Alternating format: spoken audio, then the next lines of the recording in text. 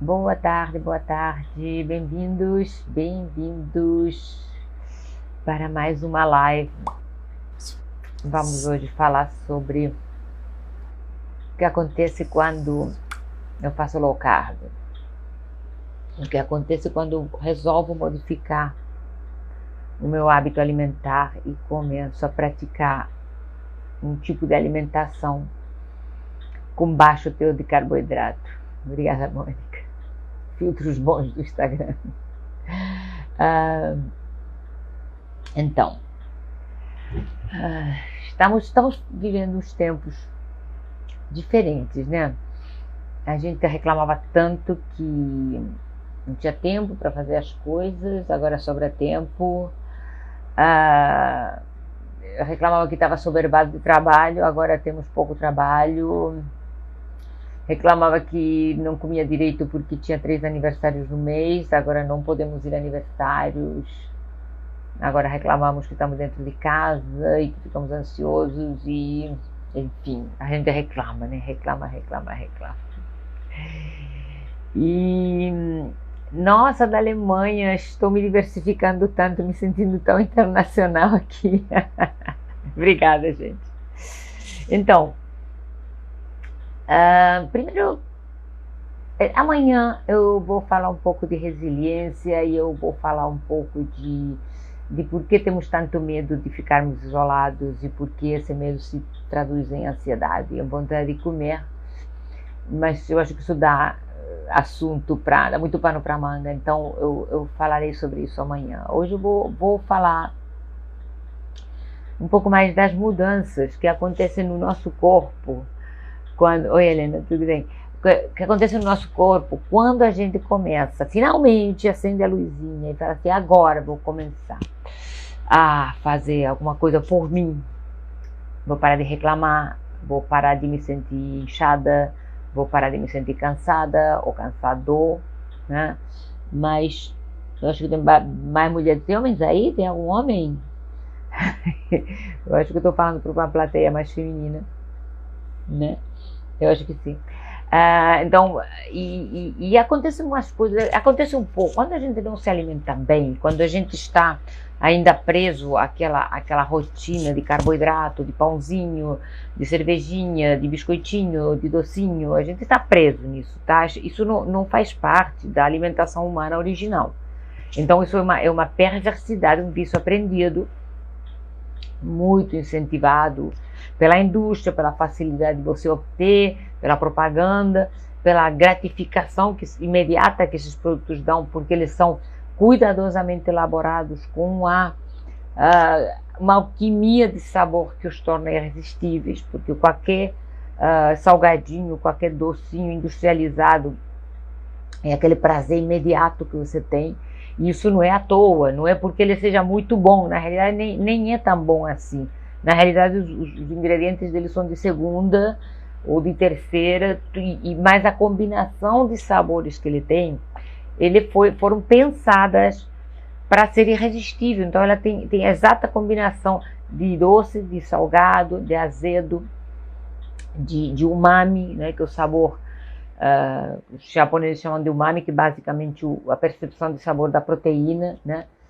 E a quantidade suficiente de gordura para dar essa percepção de ingesta calórica que o nosso cérebro precisa para se sentir completamente satisfeito e ficar ansiando por mais, tá? Ele faz isso através de um estímulo que vai das papilas gustativas do paladar e da língua para um lugar no nosso cérebro chamado núcleo accumbens, que é um lugarzinho lá pertinho, lá no nosso sistema de recompensa, né? Nós temos no nosso cérebro o chamado circuito hedônico, né? Então temos o estímulo de prazer e o estímulo da vontade de fazer alguma coisa para ter sensação de prazer, que é mediado pela dopamina, né? E a dopamina é um neurotransmissor que nos faz ansiar alguma coisa, que nos faz desejar. Ai, eu quero muito. Por que isso acontece? Por que nós temos essa química cerebral que nos sacaneia dessa maneira, nos faz correr atrás de coisa que não presta para comer e aí engordamos? Então isso vem tudo no nosso comportamento, por mais que a gente ache que nós somos civilizados e evoluídos e enfim, nós somos só primatas falantes na maior parte das vezes, né? E não digo isso no sentido pejorativo, eu digo no sentido fisiológico do termo. E tudo que nos move é ainda aquela mesma química que movia os nossos ancestrais, os nossos primeiros ancestrais coletores caçadores. Toda a nossa maneira de encarar, de prazer, de vontade de comer, de vontade de sexo, de medo, disso, tudo isso se elaborou, se desenvolveu num ambiente muito mais primitivo, muito mais desfavorável do que nós temos hoje em dia. E o que nos rege e o que nos comanda continua sendo os mesmos impulsos que levavam o quê? Que levavam o nosso retataravó lá nas cavernas a levantar de manhã, de barriga vazia, pegar um pedaço de pau com uma ponta de pedra amolada e sair atrás de caça. Era aquela vontade de comer. Não era o prazer de estar comendo, era a vontade de. Sem essa vontade, a nossa espécie não sobreviveria. Se a nosso tataravó não tivesse tido aquela vontade de pensar numa carne, na gordura de um animal, que era a primeira coisa que eles comiam até cru para repor as energias da caçada, né? Se ele não acordasse dentro daquela caverna, com aquele monte de gentinha, tudo dormindo juntinho, e não acordasse com aquele impulso de dizer, eu preciso comer carne, a nossa espécie teria acabado. Então, isso que nos levava naquela época, nos impelia a comer, a sair atrás de comida, e muito esse sentimento, essa secreção de dopamina que faz com que nós ficamos com aquele desejo, com aquela água na boca só de pensar numa coisa, é que nos leva hoje em dia a ir direto na prateleira do supermercado ou da padaria e escolher uma coisa gordurenta, doce, que vai estimular, pela composição que a indústria se encarregou de colocar lá, todas as papilas gustativas do nosso paladar. Então a nossa secreção de dopamina vai ser enorme. O nosso ancestral fazia isso, o nosso ancestral era impelido a sair para caçar, impelido basicamente pela vontade do sabor umami, que era o sabor da carne. Imagina nós que temos um salgadinho doce, salgado, umami, azedo, a gordura, porque nós precisamos também de uma percepção de ingesta calórica para ficarmos satisfeitos. Então essa química está muito bem elaborada para tornar esses produtos irresistíveis. Aí você vai lá e enche a tua casa de biscoito, de bolo, faz bolinho, coloca achocolatado, açucarado no leite, e você toma aquilo, já quando prepara, você já levanta para buscar aquilo, já sai no mercado para comprar aquilo, já vai para a cozinha, naquela antecipação, naquela coisa, né, só de olhar já desperta o desejo. Esse desejo, mediado pela dopamina, é que nos faz correr atrás do prazer que é mediado pela serotonina. Quer dizer, no momento que você tem a sensação de prazer, aí o neurotransmissor é a serotonina, mas na hora que você tem o impulso de fazer, quem te leva a fazer isso é a dopamina, que nos leva também a procurar sexo, que nos leva a procurar, claro, a gente disfarça ou fantasia de romance e enfim, mas o impulso mesmo é o sexo, é vontade de fazer, né? Então, por quê? Porque isso é inerente à reprodução da espécie, à perpetuação. Se nós não temos esse impulso, a espécie acaba. E nós estamos aqui basicamente para perpetuar a espécie, né? Esse é o primeiro de qualquer espécie, né? Então, uma vez que você já está lá, já está na cozinha, depois de já ter tido o impulso de ir para o mercado comprar aquele monte de besteira, porque você já antecipa o prazer que você vai ter depois que você entrar na tua cozinha, bater aquele leitinho com achocolatado, e molhar biscoitinho lá dentro, ou qualquer porqueira do gênero, né? Ou comer um pedaço de bolo, ou ficar enfiando a colher naquele sorvete gordurento, cheio de gordura hidrogenada e muito açúcar, e você agora está fazendo isso mais por quê? Porque você sente que merece, porque você está agoniado, porque você não sei o quê, porque a vida é uma merda, porque eu levo aqui trancado e tal. E o que acontece? A mesma coisa de sempre, né? Você faz isso, se dá aquele prazer imediato, atende esse desejo, esse impulso, e você coloca muito açúcar para dentro. E o coitado do pâncreas, o coitado do fígado fala assim, meu Deus, lá vai a doida. Vamos trabalhar. Eu não sei se vocês lembram, tem um filme de Woody Allen antigo, onde era um indivíduo visto por dentro, né, e todos os órgãos eram assim, como se fossem operáriozinhos, né, fazendo todo um trabalho. Então cada garfada que ele dava, o estômago, todos gritavam lá, vem um espaguete, e todos ficavam lá preparados para receber e processar a macarronada que o cara estava comendo, né?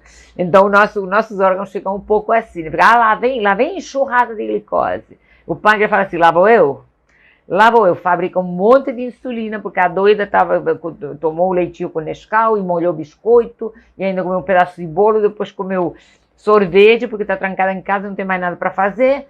Então, vamos preparar o bolo de insulina, a bolada de insulina que vai ter que administrar esse açúcar todo.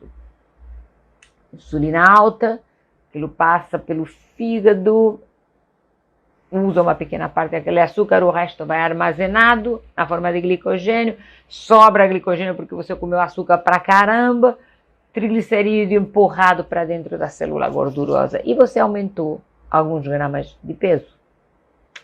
Bonito, né? A bioquímica parece uma coisa mais artística do que realmente é a consequência, né? Então vai ter aquele dia que ou teus exames vão dar errados, ou você vai colocar aquela roupa que de repente já não está mais entrando, porque esse comportamento diário, insulina alta, insulina alta, insulina alta, isso vai acabar numa gordice crônica, vai acabar numa resistência à insulina, vai acabar em indícios de diabetes ou diabetes já instaurado. Vai ter um dia que o alarme vai acender. Você pode também criar juízo e não esperar isso acontecer, mas seguramente a gordice crônica já está incomodando. Aquela gordura localizada, que é tão localizada que tem a TCEP comprovante de residência, e que todo mundo espera que tenha uma pílula, uma massagem, um aparelho de crio, não sei das quantas, que tire aquilo. Não tem. Vai fazer uma lipo. Vai fazer uma lipo na barriga, fofa.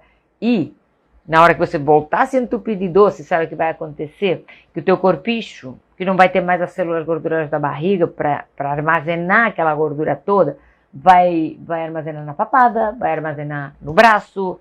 Então, se me dessem 10 centavos para cada paciente que me veio me reclamar que tinha feito lipo na barriga e agora estava com a síndrome do braço gordo, eu estava mais rica do que eu estou hoje, que não estou muito porque não estou podendo trabalhar. Então a riqueza, a pouquinha que eu tinha está indo embora. Mas enfim, por quê? Porque o teu corpo vai continuar armazenando gordura enquanto você continuar comendo açúcar demais. Não tem jeito, é o jeito que a coisa funciona, não é uma injustiça divina, é um vício que você adquiriu. E adquirimos esse vício ao ponto de tornar uma coisa normal, quando não é. Não tem nada de normal. Era normal, repara, a normalidade é uma coisa muito relativa, né? Até um mês atrás era normal você colocar o despertador para ir trabalhar. Agora, de repente, você não está colocando mais, está dentro de casa roendo unha. Virou o novo normal. Por quê? Porque se fez necessário para nós, como sociedade, ficarmos trancados dentro de casa para evitar difundir uma pandemia, por exemplo. Então, o normal é tudo muito relativo, né? Nós poderíamos, em vez de estar sendo atacados por um vírus, podemos estar sendo bombardeados e ficar em um refúgio antiaéreo lá 8 metros abaixo da terra. E nos acostumaríamos a isso, porque o nosso instinto de sobrevivência nos leva a nos acostumar a muita coisa. Então não tem nada de normal ficar comendo açúcar, tá? Aí tem aquele dia que você resolve, ou porque vou aproveitar a quarentena para fazer uma vida mais saudável, porque eu quero diminuir os meus fatores de risco, ou simplesmente eu não quero sair dessa quarentena um baiacu, não quero entrar lá na porta quando eu puder ir para a rua, porque eu sinto que já engordei, que já estou inchada, e quando eu for botar aquele terninho para trabalhar, não vai abotoar, não vou conseguir fechar a calça. Enfim, vai ter uma hora que você resolve criar juízo e fazer uma tentativa nova, que vai dar um trabalho, mas eu te garanto, vai ser a tua libertação. Por quê? Porque a primeira semana, os primeiros 15 dias vão ser um sufoco, porque vai dar aquela vontade aquela vontade. Ai, meu Deus, é a dopamina lá, querendo mais, querendo mais, querendo mais, querendo mais, querendo mais. Mas o primeiro jejum que você vai aprender a fazer, não é o jejum intermitente, não é o jejum de 15 horas, de 16, 17 horas, de 20 horas, de 24 horas. O primeiro jejum que nós aprendemos a fazer é o jejum de dopamina. E deixar de satisfazer esse estímulo do cérebro pedindo, como qualquer droga, na hora que, e cada vez o estímulo vai ficando menor, menor, menor, menor. Quer dizer, na hora que você deixa de responder ao impulso, o impulso aos poucos vai ficando menor. Então, o primeiro jejum que você aprende a fazer para a coisa dar certo é o jejum de dopamina. Você tem que recondicionar o teu cérebro para não te dar esse impulso. E como é que se faz isso? Simplesmente você começa não atendendo o primeiro impulso, que é comprar. Você não compra. Não compra. Você vai para o mercado com uma lista de hortifrutis, de carnes, de peixe, de queijo, de iogurtes, de castanhas. Se quiser, compra água mineral, compra água com gás. Compra só aquelas frutas de baixo teor de carboidrato. Morangos. Eu acabei de comprar hoje um morango na feira que está uma coisa sensacional. Para mim é melhor do que qualquer doce e eu sei que eu puder comer 4 morangos desse tamanho na maior felicidade. Então, você vai fazer aquela lista que você está cansado de ver, que tem por aí milhões de sites, que também, enfim, nós podemos falar disso de novo, e vai fazer aquela compra. Você vai deixar de ceder ao primeiro impulso, que é colocar no carrinho da compra. Então, quando eu chegar em casa, e mais agora que a gente está mais retido, mais contido, queijo não incha, depois eu explico por quê.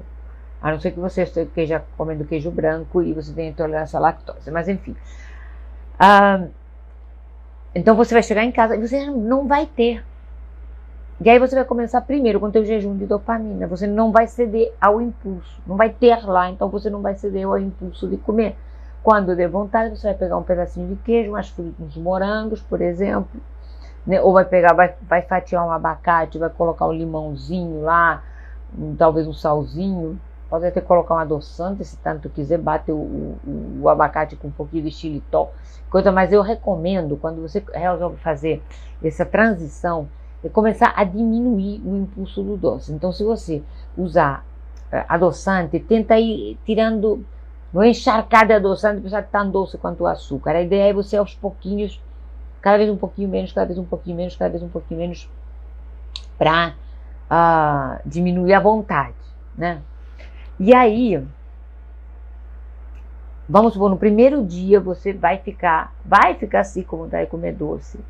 Vai ficar até com um mau humorzinho, uma tremedeira, às vezes pode até dor de cabeça. Por que está acontecendo isso? O que está acontecendo com o teu corpo? Então, você tem o teu corpo acostumado a você se entupir de doce, de pão, de biscoito, de bolacha, e de repente você vai passar com um bife, com um saladão, com os legumes grelhados, uma fruta, vai comer meia dúzia de castanhas, um pouco de queijo, um iogurte, e aquela vontade de doce. E vai começar a dar uma dor de cabeça. Por que está dando dor de cabeça? É o coronavírus? Não. É porque você vai começar a não ter tanto estoque de gordura, de açúcar. Comer um doce low carb, eu acho que a gente tem que parar de fazer um pouco essa concessão. Pode até comer um doce low carb, mas deixa para quando o desespero for muito. Não faça isso rotineiramente. Por isso que eu digo, porque temos que começar a diminuir um pouco a vontade de doce. A gente trata disso diminuindo a porção, tá? Ou diminuindo a intensidade do sabor. Então, você conseguiu fazer aquele dia aquela dieta onde você elimina o pão, elimina o bolo, elimina bolacha, biscoito, coisa feita com farinha ou açúcar, e fica aquela sensação, né, de fraqueza. Por quê? Porque você está eliminando, ou você está queimando, consumindo muito glicogênio, porque o teu cérebro continua precisando de glicose. Então, aquela insulina que estava muito alta começa a descer. E você começa a ativar um mecanismo também de sobrevivência, que é queimar a gordura armazenada. Mas antes da gordura, nós temos uma primeira reserva de energia, que é o glicogênio, que são moléculas de glicose, ou fragmentos de molécula de glicose bem grande, uma molécula bem grande, que está armazenada no fígado e nos músculos, e que é a primeira coisa da qual o corpo lança a mão para obter glicose, para mandar para o cérebro. Então a tua reserva de glicogênio vai começar a cair. E o teu corpo guarda 3 moléculas de água por cada molécula de glicogênio. Então a primeira coisa que vai acontecer é que você vai desinchar e eventualmente você pode ficar com um pouco de tanta água que você elimina que você pode ficar com algum sinalzinho de desidratação, um pouquinho de dor de cabeça, mas vocês meio de ressaca, vocês vão assim meio... Então a primeira coisa que você vai fazer quando começar a mudar teu hábito alimentar é ter sempre um copo de água filtrada ou água mineral na mão e botar ele inteiro para dentro. Ah, mas eu não bebo água, aprende. Porque se você não faz, você está fazendo errado. Tá? Então, o arroz e o feijão também são retirados. Estamos falando de dieta low carb. Você pode até deixar um pouquinho de feijão. O arroz é só carboidrato puro. Então estamos aqui falando de dieta low carb, de dieta que se faz quando você quer perder peso e quando você quer manter o peso e quando você quer baixar as taxas de glicose e triglicerídeos que estão elevados, tá? Então, a primeira coisa que vai acontecer é que você vai desinchar. E vai desinchar bem, aquela sensação de inchaço do final do dia, de que o olho estava inchado, o pé estava inchado, você está retendo líquido, isso vai começar a desaparecer. Junto com essa água que você está perdendo, você vai sal, você vai potássio, vai magnésio. Então, uma outra coisa que costuma melhorar bastante o mal-estar é um salzinho na boca. Quer dizer, você bebe bastante água e se você sentir tonteira, uma sensação de fraqueza, você coloca um pouquinho de sal na boca. Se for sal light, às vezes é melhor, porque o sal light tem sódio e tem potássio. Ah, mas é que sabe o que é? Eu retirei o carboidrato, estou dormindo mal e eu estou meio com cãibra. Está faltando magnésio. Aí você pode pedir ao teu médico ou comprar numa loja de produtos naturais um suplementozinho de magnésio e tomar à noite. Então você vai estar repondo água, sódio, potássio e magnésio. Esse mal-estar vai durar pouco. Claro que no início você está tratando um vício, então tratar um vício sempre dá trabalho. Então a primeira consequência imediata é que você vai desinchar e na balança isso já vai dar para lá de 2 quilos nos primeiros dias de diferença. É gordura? Não, é água. É água que se foi.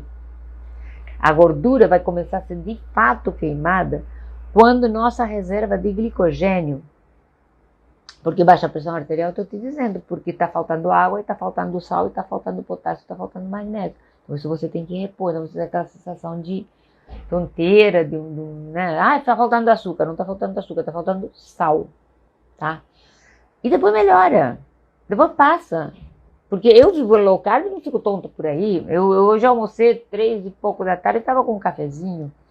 Porque hoje, graças a Deus, resolvemos viajar a família toda para nos esconder um pouco. E passou daquela hora tradicional do almoço, e almoço mais tarde, tudo bem. Eu estava já com um pouco de fome, de fato, mas nada de subir pelas paredes de estar dando um escândalo. Dá um pouco de mau humor, só, mas depois passa. Então, isso é a primeira coisa que vai acontecer. Mas a queimar gordura de fato, você vai começar lá para o 4º, 5º dia. Porque aí quando você começa a manter essa reserva de glicogênio baixa, teu corpo, teu cérebro continua precisando de glicose. O que o organismo faz? Mais uma vez, nós temos muito recurso de sobrevivência. Ele não precisa, em hipótese alguma, de você comer carboidrato a cada 3 horas. Ele não precisa, não é assim que se fez a nossa evolução como espécie. Não tínhamos barrinhas de cereais e biscoito para ficar entupindo a cada 3 horas. Então, o que o corpo faz? O corpo aciona, você baixou a insulina, você vai perdendo, vai queimando o glicogênio, que é a reserva de açúcar que você tem. E essa reserva vai ficar baixinha. E o corpo continua, o teu cérebro vai continuar precisando de glicose. O que ele faz? Como é que sobrevive? Como é que você não entrar em coma de fome em 10 minutos? Então, você tem outro hormônio que o pâncreas segrega, chamado glucagon, que ele começa a aumentar conforme a insulina vai baixando, e ele sinaliza, ele manda as células de gordura que estão lá todas cheias de glicerídeos, né, com aquela calça que não entra, começa a sinalizar para soltar esses triglicerídeos, liberar. E esses triglicerídeos são quebrados por ação de algumas enzimas, porque tudo isso é uma ação coordenada, uma ação em equipe, né, é um hormônio, são as enzimas, enfim, são as células reagindo a isso, toda uma enorme reação. Então, começa a quebrar essas moléculas de triglicerídeos em uma molécula de glicerol, que vai fazer o quê? Vai preencher aquelas reservas de glicogênio para poder usar a glicose quando precisar. E o músculo passa a usar prioritariamente ácidos graxos, porque os triglicerídeos são 3 moléculas de ácidos graxos e uma molécula de glicerol. Aí você começa a queimar gordura, e começa a queimar de uma maneira eficaz. Por que que o jejum intermitente? Por que que a dieta cetogênica, que é uma dieta com muito baixo teor de carboidrato, fazem perder peso com tanta eficácia? Porque elas acionam, você fica com esse mecanismo acionado constantemente. Você vai precisar queimar gordura de maneira acelerada para repor a energia, a glicose que o teu cérebro precisa, e os músculos vão usar a energia dos ácidos graxos. E a dieta low carb eficaz? Eficaz também. É mais, você entende que dieta low carb quando você come, ingere no total do dia, abaixo de mais ou menos 100 gramas de carboidratos líquidos. O que são carboidratos líquidos? São os carboidratos totais menos as fibras. Então, pode-se calcular isso, tem tabelas, tem aplicativos, tem um monte de coisas. Para fazer direito, você só come vegetais que crescem acima do solo, que aí não tem que queimar muito a mufa fazendo cálculos. Você come chuchu, quiabo, jiló, enfim, coisa que cresce, não come raízes. Aí você não vai ser muito difícil que você passe dessas 100 gramas de carbos líquidos por dia. E você aumenta no teu prato a quantidade de proteína, aumenta a quantidade de gordura boa. Então você coloca abacate, você coloca nozes, você tempera bem com azeite, você coloca uma manteiguinha ou uma maionese, você pode colocar um pouco de creme de leite, você pode colocar, nozes eu já falei, né, castanhas, enfim, queijos, sobretudo queijos curados. Por quê? Porque o queijo curado não tem lactose. A lactose não deixa de ser um açúcar, então pode ter um impacto também na insulina, tá? Então o leite estimula um pouco a insulina. Já o creme de leite basicamente gordura, então não estimula. É mais adequado, se você quer colocar alguma coisa no café quando estiver fazendo low carb, colocar uma colherzinha de creme de leite do que colocar leite em que seja desnatado, tá? Azeitonas, por exemplo, também uma boa fonte de gordura, tá? Então, aí se teu corpo começa a queimar regularmente e baixa a imunidade, meu Deus, vou morrer. Não, por que vai baixar se todos os nutrientes essenciais estão lá? A única coisa que você tirou são os açúcares e os amidos. É claro que no início vai te dar uma sensação de fraqueza, de tremedeira, mas isso não quer dizer que a tua imunidade está mais baixa. Isso quer dizer que o teu corpo está se adaptando, né? Está passando de ser carboadaptado, daquela pessoa comedora de carboidrato toda hora, 3 em 3 horas, 3 em 3 horas, para lipoadaptado, que é aquela pessoa que vai usar a gordura corporal como combustível, né? A Ivani está perguntando como eu quebrei o jejum. Com dieta low carb ou com cetogênica. Uma proteína com os vegetais e pronto, você faz um prato normal. Não bota arroz, não bota macarrão, não bota nenhum carboidrato pesado, mas você faz o teu prato, aquela escolha de alimentos com baixo teor de carboidrato. Não adianta você jejuar 18 horas e depois ir para macarronada. Então, o creme de leite fresco sempre o melhor. Se não tiver creme de leite fresco, o segundo melhor é o de latinha. O outro, se não tiver outra coisa. Se não tiver outra coisa, para pôr um pouquinho no café, pode pôr de caixinha. Mas o melhor é o fresco. Em segundo lugar, vem o de latinha. E em terceiro lugar, em relação à qualidade. Né? Porque tem alguns cremes de leite que diz que é leve, porque ainda está um pouco naquela onda de baixo teor de gordura e papapá. Mas eles costumam ter espessantes e coisas assim que não vem ao caso. Porque quando você tira a gordura para dar aquela consistência, você tem que colocar alguma outra coisa. Então, você já está mudando a essência do produto, né? Já começa a colocar a industrialização demais. Então, basicamente, o que acontece é isso, não é nenhum bicho de 7 cabeças. Ele normalmente, o que acontece quando você come muito, muito, muito carboidrato, que normalmente as pessoas que acham que fazem uma alimentação normal estão comendo carboidrato demais, porque estão engordando, estão acima do peso, então estão inflamados e com resistência à insulina. Que isso sim compromete a imunidade, compromete tudo na realidade. Né? Porque uma de cada 6 pessoas no Brasil está predestinada a ser diabética. Uma de cada 6. É uma incidência pior, bem pior do que a Covid-19. Né? 75% das mulheres adultas estão acima do peso. Então, isso são números assustadores. É óbvio que estamos fazendo alguma coisa errada, né? Estamos fazendo alguma coisa errada por quê? Porque nós já tiramos nos industrializados ricos demais em açúcares e gorduras de pouca qualidade, gorduras hidrogenadas, óleos vegetais, e nos esquecemos de farinha de amêndoas. A Andrea está perguntando se pode aveia, farinha de amêndoas. São coisas diferentes. A farinha de aveia é uma farinha de cereais de elevada carga glicêmica que não é recomendado se você quer fazer uma alimentação com pouco carboidrato.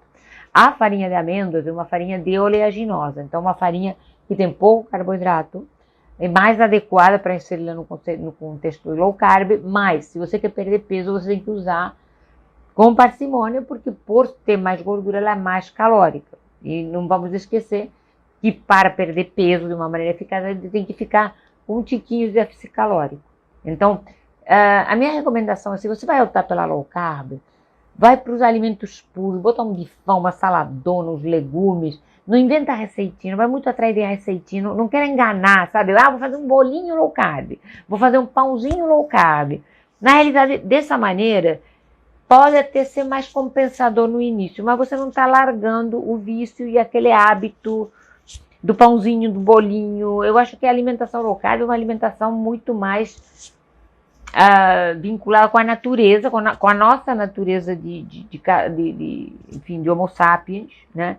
E os bolinhos e as receitinhas são uma concessão ao vício que nós adquirimos e que tentamos substituir com artifícios que engordem um pouco menos. Mas eu acho que no final do trajeto isso prejudica, porque você não mudou como falam em coach, né? Não mudou o mindset, a maneira de se alimentar. Você tem que abraçar o conceito de que você tem que não é comer menos, não é passar fome, não é fechar a boca, é comer de outra maneira. É fazer uma coisa diferente do que você vem fazendo. Por quê? Porque o que você vem fazendo não está dando certo. Se estivesse dando certo, você não estava ouvindo aqui uma especialista em emagrecimento falar o dia inteiro, né? Então, é porque não está dando certo. Então, eu sempre salvo as lives por 24 horas e depois eu coloco no YouTube, né? Que está perguntando, quem quiser ver lives anteriores pode ir no meu canal do YouTube, Doutora Regina Mestre, e eu agradeço se assinarem o canal e ativarem o sininho, toda aquela coisa, né? Porque eu já estou me sentindo uma blogueira, então eu tenho que ficar pedindo essas coisas. Quando o peso estabiliza, bom, depende do que a gente chama de estabilizar o peso, porque óbvio que você vai ter que pesar alguma coisa, né? Se o peso for a zero, estamos mal, né? Depende, se você chama o peso estabilizar, mas ainda tem depósitos de gordura, tem várias estratégias. Você pode fazer alguns períodos de jejum, você pode optar por fazer uma fase com uma dieta mais cetogênica, quer dizer, dar mais ênfase à proteína e à gordura na alimentação e diminuir mais ainda o carboidrato, né? Tem várias estratégias. E às vezes o peso estabiliza porque aquele é o peso que é bom para o teu corpo e é aquilo que você vai ficar. É óbvio que alguma coisa a gente tem que pesar, né? Eu acho que uma coisa também importante, esquecer um pouco a balança e começar a se olhar no espelho. Começar a botar aquela roupa que você quer botar, que você... enfim, que aquela roupa que está no armário, ou aquele vestido que você estava vendo e que agora vai entrar na promoção porque as lojas, coitadas, não estão vendendo nada, então é uma boa hora para comprar online, né? E que você já estava vendo. E aquilo cai bem, gente, só isso. Não é? Acho que a gente... Fomos tão influenciados pela indústria, tão influenciados pelo 3 em 3 horas, e porque engorda, e porque tem que fechar a boca, e porque é gordo sem vergonha, que a gente criou uma mitologia em torno disso, que não há necessidade disso tudo. A gente virou escravo da balança, de produtos diet, de coisa que... Para ter uma constante neurose, e você junta um grupo de mulher, e se não falar em dieta, porque estão bêbadas. Se não estiverem bêbadas, estão falando em dietas. Por quê? Porque não sabemos mais comer, é simplesmente isso. né? Virou uma obsessão insana. A gente fica preocupado, fica obcecado, se julga, julga os outros, fica com inveja do corpo, e porque o biquíni não sei o quê, botar o maior, e botar, só andar com a canga amarrada e tal. Simplesmente por quê? Porque não sabemos mais comer. Cacá, diz que jejum é vida. Realmente, você se acostuma a fazer jejum, tipo, não tomar café da manhã, comer só 2 vezes ao dia, ou fazer 2 refeições grandes, um lanchinho pequeno, mais na parte da tarde, e você fica ótimo. Talvez, agora no quarentena eu vou fazer jejum. Talvez não, vai começando a melhorar a tua alimentação, e vai evoluindo, vai aprendendo sobre o assunto, vai lendo, vai escutando, porque eu sempre falo muito no empoderamento. Na hora que você estuda isso e aprende, e você começa a entender os mecanismos, você se empodera, você passa a não depender mais de blogueiros e de informações que podem ser falsas, de produtos milagrosos, que tem umas barbaridades por aí. O outro dia eu vi um anúncio que era algum produto que dizia que queimava as mitocôndrias do glúten. Essa pessoa devia ser presa por fake news, uma coisa, né, idiotices assim que não tem o menor sentido, né? O glúten é uma proteína, a mitocôndria é uma parte da célula, uma coisa que não tem pé nem cabeça, né? Então, é muito mais simples na realidade. Simplificar, peito de peru é permitido. Bom, vou repetir. Alimentação natural. Peito de peru, nem é peito, nem é peru, em primeiro lugar, né? Olha a composição. Glutamato monossódico, lecitina de soja, proteína vegetal, gordura vegetal, corante, carragena, espessante, acidulante. Isso não é comida, isso é um produto alimentício cor-de-rosa e salgado. Não é? O peito de peru, os americanos têm muito, eles criam muito mais peru, aqui se cria muito mais frango. Então os americanos têm de fato aquele peito de peru que quando você corta, ele é branco e você vê que é um peito de ave. O que vendem aqui, cor-de-rosa, é peito de nada.